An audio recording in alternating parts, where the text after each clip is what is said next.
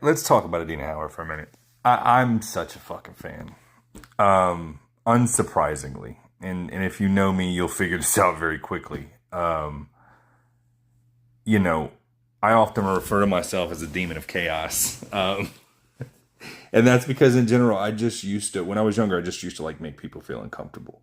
Like I grew up in a predominantly, you know, ethnic community. You know, my stepdad is black, my brother is black. I grew up in these areas, and it was very weird for people because we're talking about late 80s, early 90s. And that's only 20 years after fucking the end of Jim Crow. Like, this isn't that far out. You know what I mean? In 2025, it seems wild. But it wasn't.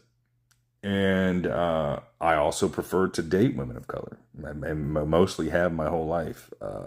My ex-wife was the exception to that. She was a Puerto Rican woman, but she was very light-skinned. Um, that also makes people uncomfortable. There were a lot of examples of black men dating white women in the 80s and 90s. People didn't fucking like it still, but there were plenty of examples. But there was no white men dating black women at the time. It just wasn't. I mean, I'm sure there were, but it was not fucking normal. It was not something you saw.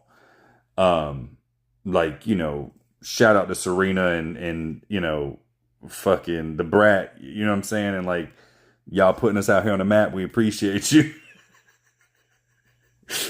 But Adina Howard,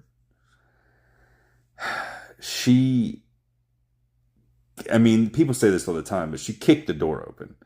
At the time when she dropped this in 95, there was a lot of like female R&B artists who were doing late 80s shit, sultry love songs. And this was the first time that a female R&B artist was really overtly sexual and aggressive about it. Freak Like Me, Do You Want to Ride? Like, these songs are about women having sex because they want to, because they enjoy it, not servicing a man. It's a completely different fucking vibe. And nobody was doing it. And that's why this cover didn't get a lot of heat, because although at the time it would have been wild, everybody was so pissed off about her music that this was basically just seen as like the advertisement for the smut inside.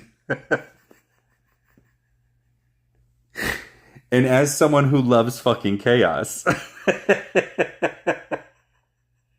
this is great. I love when artists push the boundaries, especially about something so stupid as sexuality or language.